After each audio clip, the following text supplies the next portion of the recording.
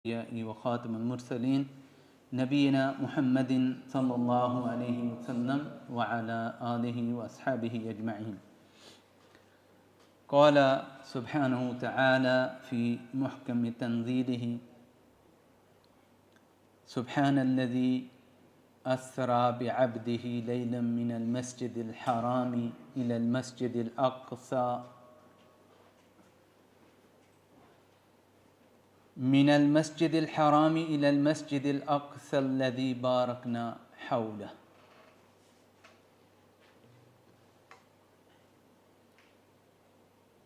आज हम मौजूदा हालात को मद्देनज़र रखते हुए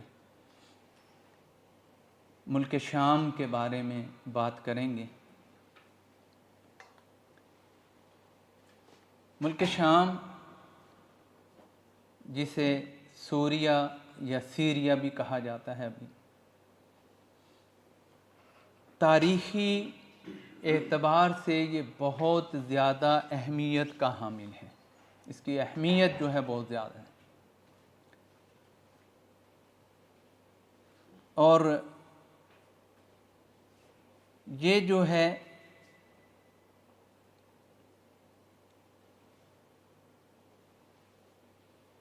अंबिया की सरज़मीन रही है।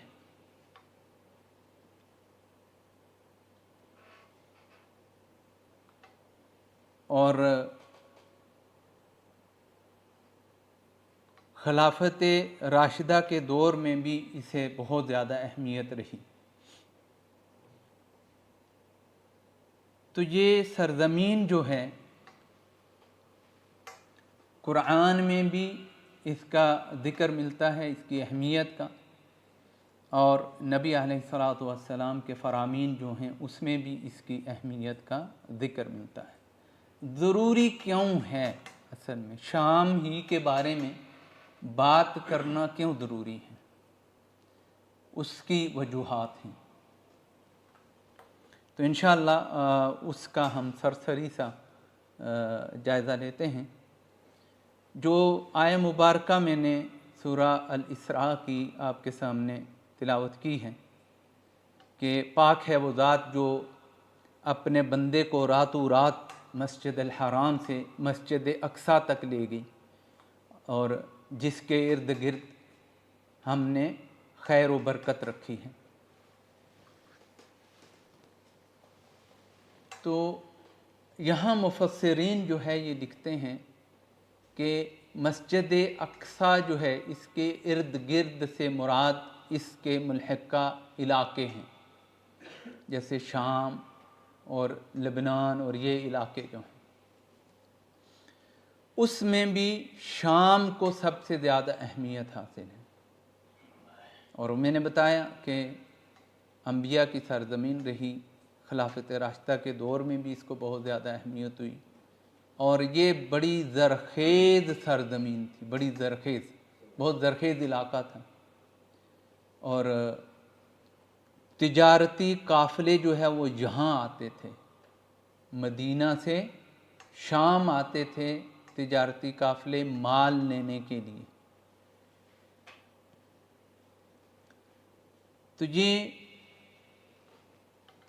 सरज़मीन जो है ये क़यामत तक अहमियत की हामिल रहेगी। इससे तारीख़ के बहुत सारे सुनहरे अदवार और तल्ख़ हक़ाइक़ जो हैं वो जुड़े हुए हैं। मौजूदा दौर जिससे शाम गुज़र रहा है, इससे ज़्यादा कर्बनाक दौर इस मुल्क ने कभी नहीं देखा होगा। जुल्म और बर्बरियत का जो दौर गुज़रा है अहले शाम के ऊपर, इससे बढ़कर दुनिया में कहीं भी जुल्म और बर्बरियत नहीं हुआ। ये फैक्ट्स जो हमें पता चले हैं, उनके तनाजुर में ये बात कर रहे हैं कि अगर सीरिया में जो प्रिजनर थे जिन्हें जेलों में बंद किया हुआ था, अगर उनके वाक़यात आप सुने तो आप बदनामे ज़माना जेलें जो हैं वो भूल जाएंगे। ग्वांटानामो बे जो है आप उसको भूल जाएंगे। ऐसे ऐसे रोंगटे खड़े कर देने वाले वाक़यात लोगों ने बयान किए हैं। आप इमेजिन कर सकते हैं कि 18 साल का लड़का, क्या जुर्म हो सकता है उसका? उसे एक पॉइंट से उठा लिया जाए और उसे जेल में डाल दिया जाए, कोई पेशी नहीं, कोई इन्वेस्टिगेशन नहीं, कोई चार्जशीट नहीं, और अब जब इसकी बर्बरियत का खात्मा हुआ तो वो 18 साला जवान 56 साला बूढ़ा बन के उस जेल से बाहर आए। दमिश्क के इलाके में जो जेल थी वो इतनी ख़तरनाक जेल थी कि उससे भागने का कोई रास्ता मुमकिन ही नहीं था। और अभी ये जो रजीम हुआ और उसके नतीजे में बशायर की जो फ़ौजें थीं वो सब कुछ छोड़ छाड़ के भाग गए। जेल की जो इंतज़ामिया थी वो भी भाग गए और लिबास उन्होंने चेंज कर दिए और लोगों में घुल मिल गए वो, ताकि पहचाने ना जाएं। तो जब अपोजिशन का उस जेल के ऊपर कब्ज़ा हुआ तो जेल को खोल ही नहीं सकते थे वो, ना उनके पास चाबियों का कोई सिस्टम और ना ही उस जेल के रास्ते किसी को मालूम थे। यानी इतना खुफिया तरीके से उन्होंने उसे सिस्टमैटिक किया हुआ था।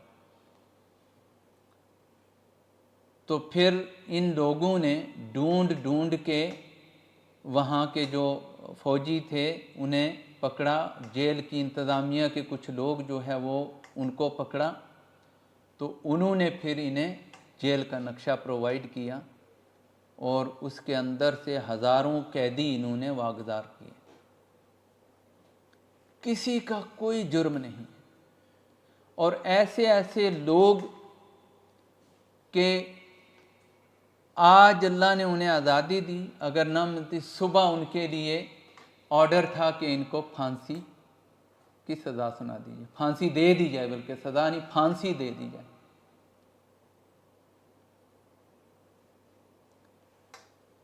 एक तालिबा यूनिवर्सिटी की स्टूडेंट 20 से 21 साल की उम्र, 2 फीमेल डॉक्टर और 1 मेल डॉक्टर के साथ उसे भी अरेस्ट किया गया। जुर्म क्या था कि उन्होंने इसके बशायर के मुखालिफ में जो लोग थे उनको फर्स्ट एड प्रोवाइड की थी।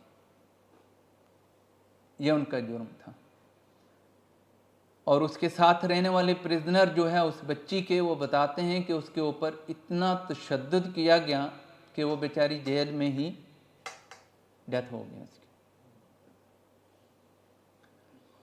और एक नहीं, यानी जितनी भी जेलें हैं वो बेगुनाह कैदियों से भरी पड़ी थी। और इतना इतना टॉर्चर किया गया लोगों को कि लोग अपना नाम तक भूल गए। लोगों को अपने नाम भी नहीं याद। सिर्फ जेल में उनको एक नंबर अलॉट किया जाता था। एक कैदी से पूछा गया तुम्हारा नाम क्या है, कहने लगा 1100। तो उन्होंने कहा कि नाम, उसने कहा मेरा नाम ही यही है। यानी अपनी शनाख्त तक जो है ख़त्म करवा दी इन लोगों ने। इतनी बर्बरियत, बेगुनाह औरतें। और ये जो 54 साला दौर बशायर और इसके बाप का गुजरा है, जुल्म की इंतहा थी। किसी बस्ती से अगर इनके खिलाफ कोई आवाज़ उठती थी तो उस एक को नहीं पकड़ते थे, उस बस्ती को तबाह कर देते थे,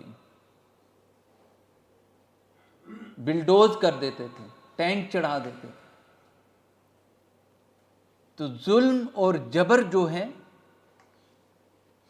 उसका खातिमा एक न एक दिन होता है।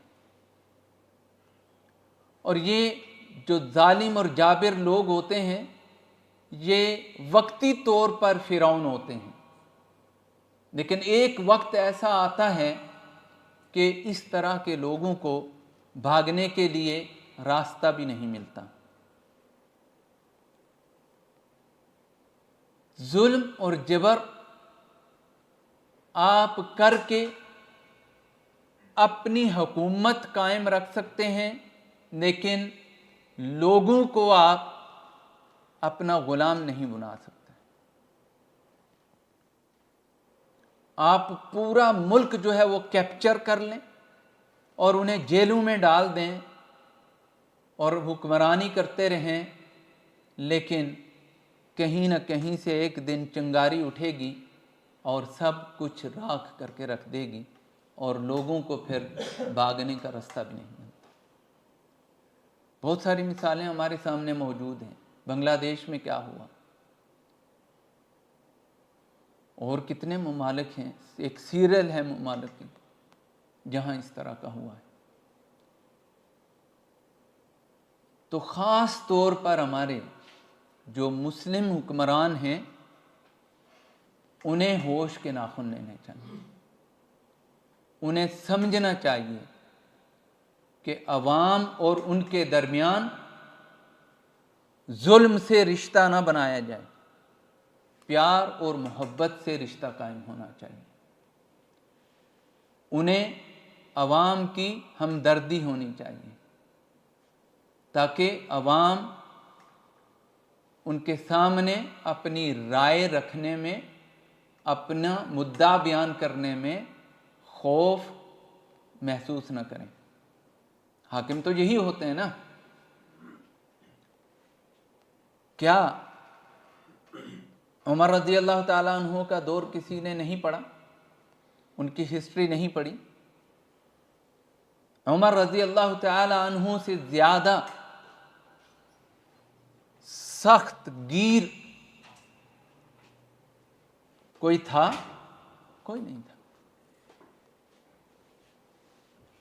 शुजा बहादुर कोई नहीं था।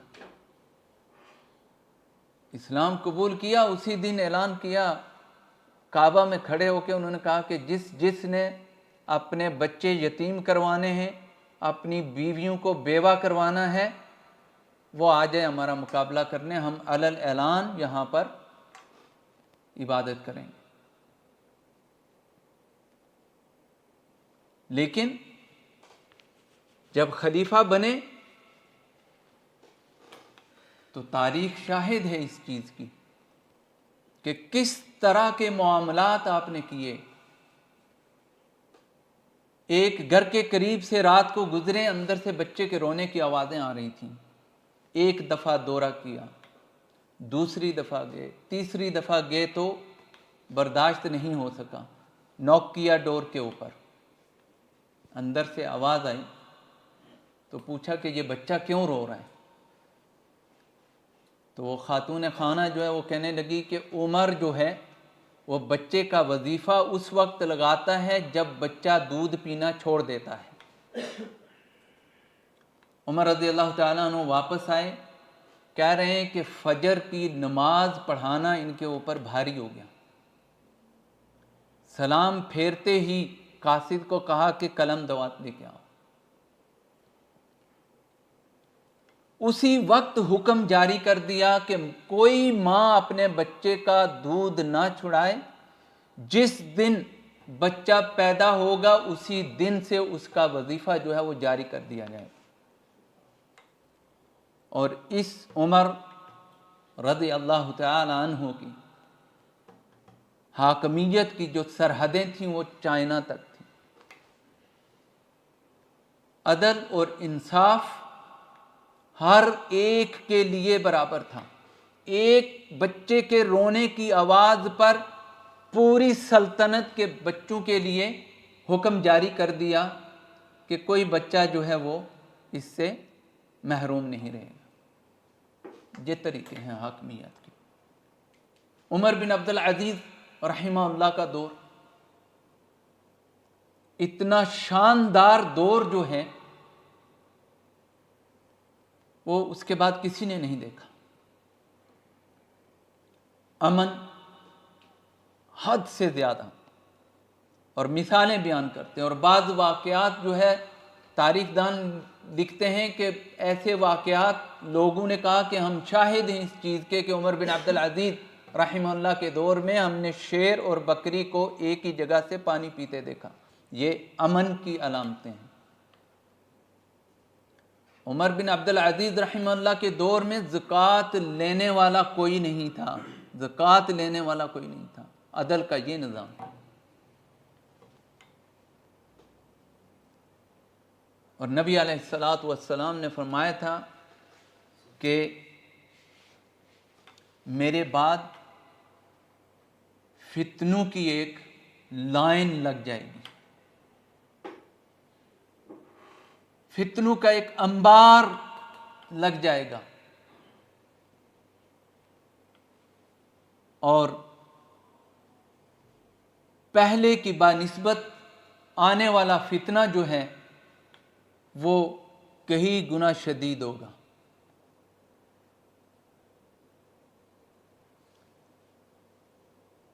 और हम देख रहे हैं किस किस तरह के फितने जो हैं वो हमारे दरमियान मौजूद हैं, और इनमें कमी आने वाली नहीं है। नबी अलैहिस्सलातु वस्सलाम की हदीस गलत नहीं हो सकती। ये ज़्यादा ही होते जाएंगे, बढ़ते ही जाएंगे। क़ुर्ब क़यामत की छोटी निशानियों को अगर आप देखें तो कोई ऐसी बाकी नहीं रही जो अभी पूरी ना हुई हो। नबी अलैहिस्सलातु वस्सलाम अपने दौर में जब खुतबा इरशाद फरमाते थे तो उस वक्त भी कहते थे कि क़यामत के दरमियान इतना फासला है, इतना फासला है।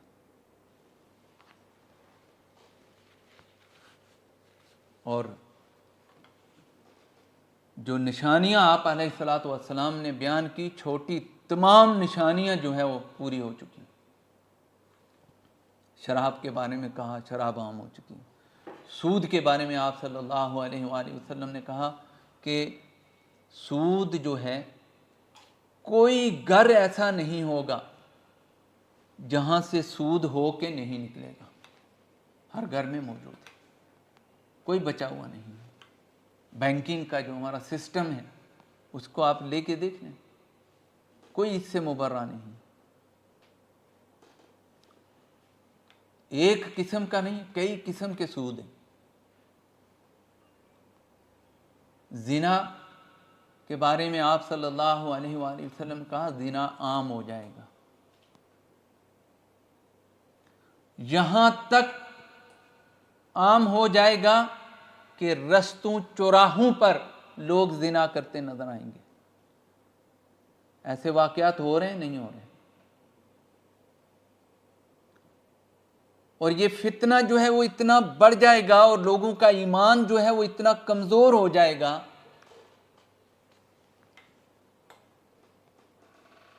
कि कोई शख्स जिसमें कुछ रमक ईमान की बाकी होगी वो भी उनको रोकने वाला नहीं होगा। नबी अलैहिस्सलातु वस्सलाम की जो हदीस है कि अगर आप मुनकर को देखें, बुराई को देखें तो क्या करें, हाथ से रोकें, उसके बाद जुबान से रोकें, और उसके बाद दिल में बुरा जाने। हादा अज़अफुल ईमान, ईमान की ज़ईफ़ तरीन, कमज़ोर तरीन किस्म। ऐसा शख्स जो है वो खाली मशवरा देगा, रोकेगा नहीं, बुरा भला नहीं कहेगा, खाली उनको मशवरा देगा कि काश तुम ये दीवार की ओट में हो जाते। इसके ऊपर भी वो शख्स नाराजगी का इजहार करेगा, कहेगा तुम्हें इससे क्या लेना देना, तुम अपना रास्ता पकड़ो।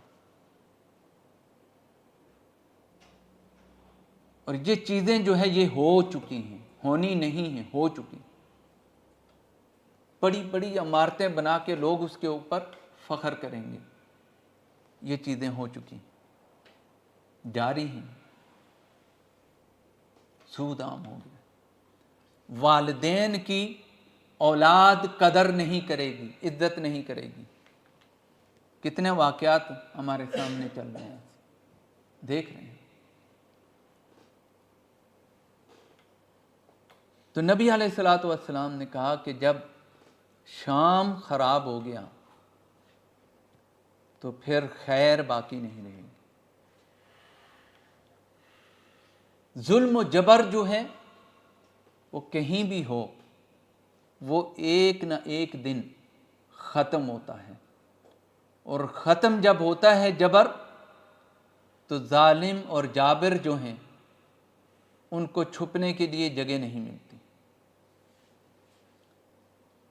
या तो साजबाज करके जहाज़ों में बैठ के दूसरे मुल्कों में भागना पड़ता है, नहीं तो अवाम के अताब का निशाना बनना पड़ता है। तारीख से ये लोग सबक नहीं सीखते। क्यों? इसलिए कि ये नशा ही इस किस्म का है। ये ताकत का जो नशा है ये बड़ा बुरा नशा है। फिरौन को किसने समंदर में गर्क करवाया? इसी नशे ने। ये आद समूद जो कौमें हैं ये क्यों तबाह बर्बाद हुई? ताकत के नशे की वजह से।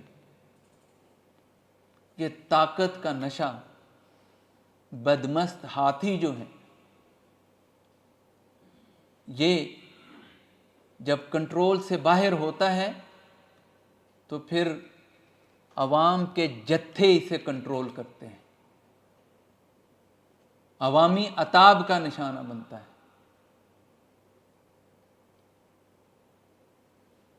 तो यही जुल्म और जबर यहाँ पर शाम में भी इसका हाल ही में खात्मा हुआ है। 54 साला बशायर और इसके बाप की बर्बरियत का जो दौर गुजरा है उसका खात्मा हुआ है। शामी लोग खुश हैं और हमारी दुआ है कि अल्लाह ताला उन्हें अमन और सुकून से रखे। लेकिन बहुत सारे गिद्ध अभी फिर से उनके ऊपर नजरें जमाए बैठे और हमारा फ़र्ज बनता है कि कसरत से अपने इन भाइयों के लिए, इनकी फलाह व बहबूद के लिए, इनकी कामयाबी के लिए दुआएं करें कि अल्लाह उनकी हिफाजत फरमाए। काफिलों के काफिले लोग जो है वो दमिश्क पहुंच रहे हैं, हल्ब पहुंच रहे हैं, एक दूसरे को मुबारकबाद दे रहे हैं। उन्होंने 54 साल बर्बरियत के गुजारे, जुल्म के अंदर रह के गुजारी है जिंदगी में। और वो तो कहते हैं कि एक सहाफ़िया हैं, फेसबुक पे दिखती हैं, वो कहती हैं कि वो दौर ऐसा था जैसे हम लोग पानी के अंदर हैं और अब हमें पानी से बाहर निकाला गया और अब हमने सांस लिया। तो ये जुल्म और बर्बरियत जो है ये ख़त्म तो होता है, लेकिन जालिम जो है जब तक उसके पास ताकत है उसको नशा रहता है और वो सोचता और समझता नहीं है कि मामलात जो है वो किस तरफ जा रहे हैं, मैं क्या कर रहा हूँ, इसके नताइज क्या निकलेंगे। तो रब करीम ने शाम की सरजमीन जो है इसके बारे में फरमाया सूरह अल इसरा में कि पाक है वो ज़ात जो अपने बंदे को, यानी नबी अलैहिस्सलातु वस्सलाम के सफ़र मेराज का ज़िक्र हो रहा है कि रातों रात मस्जिद हराम से, मक्का से, खाना काबा से मस्जिद अक्सा तक लेके गई। मस्जिद अक्सा तक का सफ़र जो है इसमें शाम भी शामिल है। शाम जो है ये असल में फ़लस्तीन, लेबनान और शाम जो है ये इलाके जो है मलहिका ये शाम गिने जाते।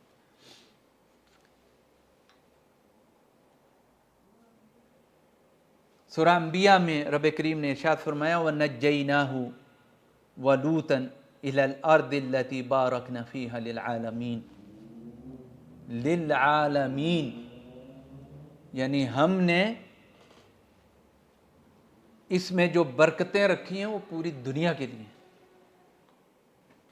पूरी दुनिया के लिए बरकत रखी है अल्लाह ताला। और लोग इस्तिफादा करते थे। मदीना से, मक्का से जो तिजारती काफिले जाते थे, कहाँ जाते थे? शाम और यमन जाते थे।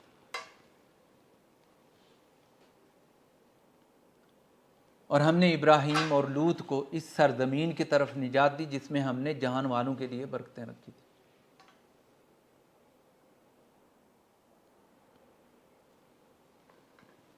नबी अलैहिस्सलातु वस्सलाम के अहादीस में सरजमीन शाम जो है इसकी बहुत फजीलत बयान हुई। नबी अलैहिस्सलातु वस्सलाम से मरवी हदीस ज़ैद बिन साबित रज़ियल्लाहु तआला अन्हु बयान करते हैं, कहते हैं कि क़ौल नबी सल्लल्लाहु अलैहि वसल्लम तूबा लिश्शाम, तूबा लिश्शाम, क़ील लिमा, क़ाल इन्न मलाइकतर रहमानी बासिततुन अजनिहतहा अलैहा।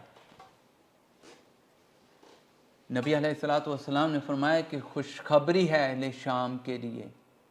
सहाबा रिज़वानुल्लाहि अलैहिम अजमईन ने सवाल किया कि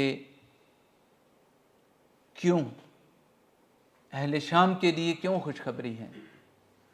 नबी अलैहिस्सलातु वस्सलाम ने फरमाया कि क्योंकि अल्लाह रब्बुल आलमीन के फ़रिश्ते जो हैं उन्होंने शाम के ऊपर अपने पर फैलाए हुए हैं। कितनी बबरकत सरजमीन है। तिरमिज़ी ने इस हदीस को जिक्र किया है। और शाम में बड़ी खैर व बरकत है। अभी भी शाम की मसनूआत आपको जहाँ मिलती हैं, 3 इंजीर जो है, ज़ैतून शाम से, आला तरीन नस्ल के ज़ैतून और 3 जो है वो शाम में पैदा होता। अब्दुल्लाह बिन उमर रज़ियल्लाहु तआला अन्हु कहते हैं, हदीस बयान करते हैं, अन्ना रसूलुल्लाह सल्लल्लाहु अलैहि वसल्लम क़ाल अल्लाहुम्मा बारिक लना फ़ी शामिना व यमानिना, कि ए अल्लाह हमारे शाम और यमन में बरकत अता फरमा। तो नबी अलैहिस्सलातु वस्सलाम ने शाम और यमन के लिए ख़ास तौर पर दुआ फरमाई। क़यामत के करीब ईमान का मरकज़ जो है वो शाम होगा। क्यों? किसी को कोई ऐसी वजह पता है कि क्यों शाम को क़यामत के करीब ईमान का मरकज़ कहा गया? जी, और उससे पहले जी खिलाफत दोबारा जो जिंदा होगी तो वो शाम में होगी। शाम में दोबारा खिलाफत कायम होगी और इमाम महदी जो है वो लीड करेंगे और ईसा अलैहिस्सलाम का ज़हूर होगा।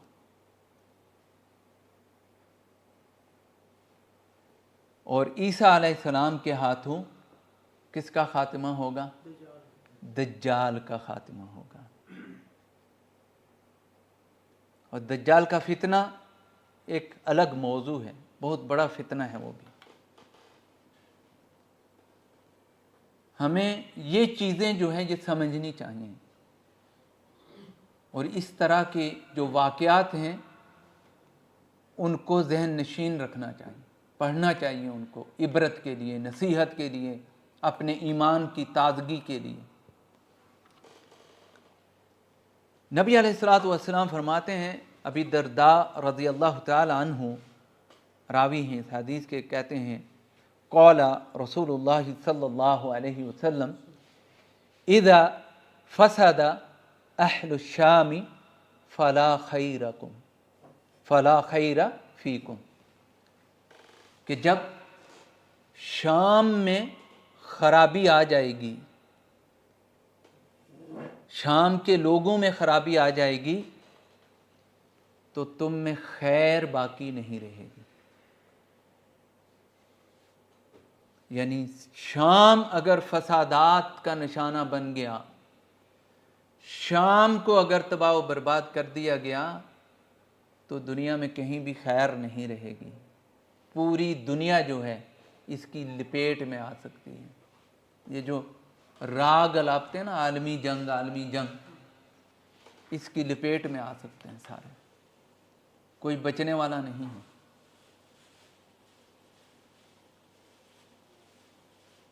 तारीख़ी अहमियत से भी शाम की सरज़मीन जो है बहुत अहमियत की हामिल है। ये अंबिया की सरज़मीन है, अंबिया का इलाका है। और हज़रत इब्राहीम अलैहिस्सलाम, हज़रत लूत अलैहिस्सलाम, हज़रत मूसा अलैहिस्सलाम, ईसा अलैहिस्सलाम और इनके समेत कई अंबिया जो है वो यहाँ मबऊस किए गए।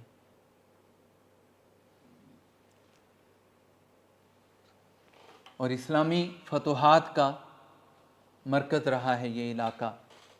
खिलाफत राशिदा के दौर में खालिद बिन वलीद रज़ी अल्लाह तआला अन्हु और दीगर सहाबा जो हैं उन्होंने इसी इलाके में अक्सर फतूहात जो है वो की।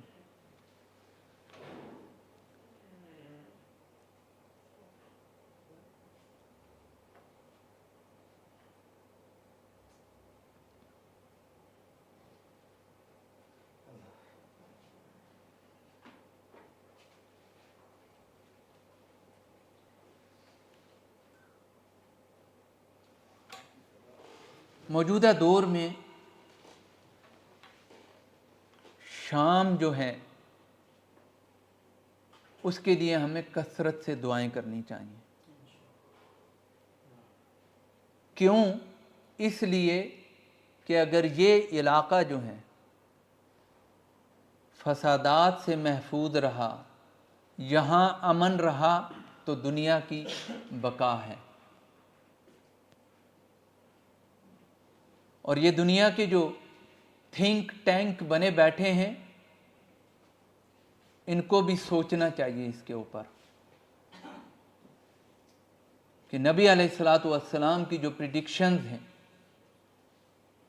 वो कभी भी गलत नहीं हो सकती। और आज तक जितनी भी उन्होंने बयान की हैं हर्फ ब हर्फ पूरी होती हुई आ रही हैं। और अगर आप सल्लल्लाहु अलैहि वसल्लम ने कहा कि अगर शाम में फसाद शुरू हो गया तो दुनिया में खैर बाकी नहीं रहेगी, तो इनको सोचना चाहिए इसके ऊपर कि यहाँ का अमन जो है उसको कायम रखा जा सके। और ये जो गिद्ध अब शाम पर निशाना लगा के बैठे हैं इनको मुतनब्बे किया जाए कि दुनिया के अमन को तबाही की तरफ ना लेके जाया जाए। अगर आपको अमन और सुकून के साथ रहने का हक है तो दुनिया के हर इंसान को ये हक हासिल है। ये नहीं हो सकता कि आप अपने लिए अमन पसंद करें और दूसरों के लिए आपके बुलेट हों।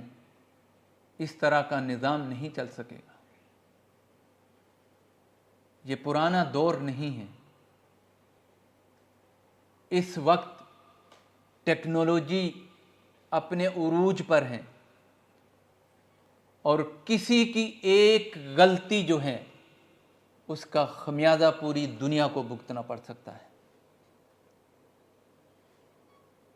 तो इनको होश के नाखून लेने चाहिए और कोशिश करनी चाहिए ये जितने भी अपने मफादात लेके शाम की सरहदों पर खड़े हैं उनको सोचना होगा कि अगर शाम का अमन ख़राब किया गया तो खैर उनके लिए भी नहीं रहेगी। तो अपने पाँव पर कुल्हाड़ी मत मारें, खुद भी अमन से रहें और दूसरों को भी अमन से रहने दें। अल्लाह ताला से दुआ है कि अल्लाह ताला अहले शाम पर अमन और सुकून कायम करे और उनके लिए आसानियाँ पैदा करे और उनके अहलो आयाल की हिफाजत फरमाए। जितना कुर्ब और तशद्दुद और परेशानियाँ उन्होंने बर्दाश्त की हैं, अल्लाह ताला उसका बेहतर नेअमुल बदल अमन के तौर पर उन्हें दे और वो इस मुल्क का निज़ाम संभालें और अमन का पैगाम जो है वो दुनिया तक पहुँचाएँ। सुब्हानकल्लाहुम्मा व बिहम्दिका अशहदु अल्ला इलाहा इल्ला अंता अस्तगफिरुका व अतूबु इलैक।